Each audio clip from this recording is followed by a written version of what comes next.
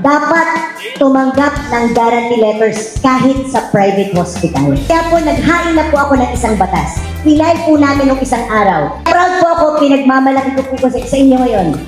Malasakit Center kahit sa private hospitals.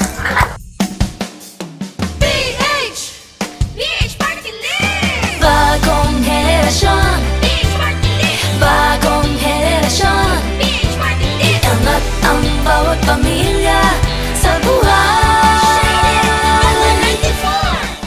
Hindi ko na yan mapapasa ngayong term na to. Kaya sana po sa tulong ninyo, panalo ang bagong henerasyon para nang sa ganun maging ganap na batas siya sa tulong ni Congressman Robert Ozal at ni Congressman Rudy Medina. Okay po ba yun sa inyo? Kasi ba't gusto ko ngayon malasakit, hindi nyo kailangan lumapit sa amin. Diretso ang tulong sa inyo. Ganung mga batas ang gusto namin sa bagong henerasyon. Bagong henerasyon.